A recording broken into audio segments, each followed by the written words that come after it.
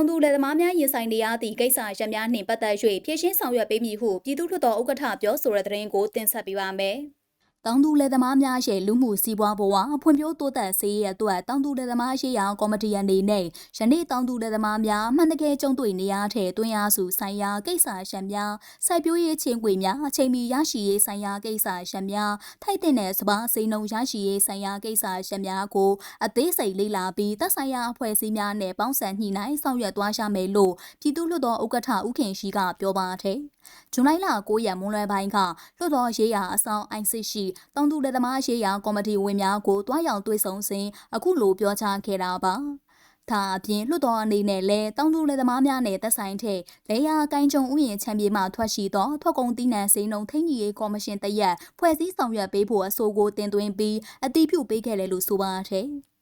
ဒါအပြင်တောင်သူလယ်သမားများရင်ဆိုင်နေရတဲ့လေယာမြေပြဿနာများလေယာလှုပ်သားရှားပါမှုပြဿနာများရာသီဥတုဖောက်ပြန်မှုများတဘာဝဘေးအန္တရာယ်များကျွေးမြီတန်ရာဖြစ်ပေါ်နေတဲ့ကိစ္စရပ်များနဲ့ပတ်သက်ပြီးဖြည့်ရှင်းဆောင်ရွက်ပေးနိုင်ရေးအသေးစိတ်လေ့လာသုံးသပ်ဆောင်ရွက်သွားရမှာဖြစ်ကြောင်းနဲ့တောင်သူလယ်သမားများအရေးအတွက်နိုင်ငံတော်အစိုးရကလည်းအထူးအလေးထားဆောင်ရွက်နေတာကြောင့်မိမိတို့ကပူးပေါင်းကူညီဆောင်ရွက်သွားရန်လိုအပ်တယ်လို့လည်းဆိုပါတယ်။ဒါကြောင့်တောင်သူလယ်သမားများနဲ့သက်ဆိုင်တဲ့ဥပဒေများကိုပြင်ဆင်ဖြည့်ဆွတ်ခြင်းလုပ်ငန်းစဉ်များကိုစစ်စစ်သုံးသပ်ပြီးအရွေးတစ်ခုသို့ရအောင်ဆောင်ရွက်ကြစေလိုကြောင်းနဲ့တောင်သူလယ်သမားများနဲ့ဆက်လင်းပြီးသက်ဆိုင်ရာဝန်ကြီးဌာနများနဲ့တွေ့ဆုံခြင်းအခြားသောအဖွဲ့အစည်းများနဲ့တွေ့ဆုံခြင်း NGO, INGO များနဲ့တွေ့ဆုံခြင်းတို့မှရရှိလာတဲ့အချက်အလက်များအပေါ်မူတည်၍လွှတ်တော်တွင်လယ်သမားများအကျိုးရှိရှုတဲ့မေးခွန်းများအဆိုများတင်သွင်းဆောင်ရွက်နိုင်တဲ့အထိဆောင်ရွက်သွားဖို့လိုအပ်ကြောင်းလည်းပြောကြားပါတယ်။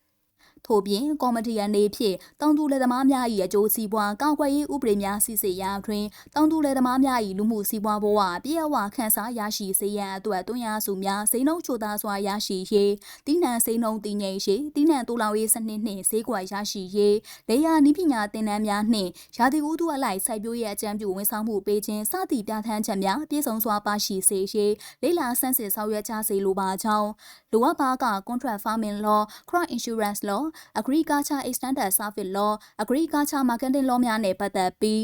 ဥပဒေတစ်ခုချင်းစီကိုတော့၎င်းအားလုံးကိုလွှမ်းခြုံနိုင်သောတောင်သူလယ်သမားအကျိုးစီးပွားကိုကာကွယ်နိုင်မဲ့ဥပဒေတရက်ဖြစ်ပေါ်လာရေးစ조사ဆောင်ရွက်ပေးခြင်းဖြင့်တိုင်းပြည်အတွက်ရေးပါတဲ့တောင်သူလယ်သမားများအောက်ကိုအားထားပြုရသောလွှတ်တော်တရက်ဖြစ်လာအောင်ဝိုင်းဝန်းဆောင်ရွက်ပေးကြစေလိုကြောင်းပြောကြားခဲ့တယ်လို့သိရပါတယ်ရှင်။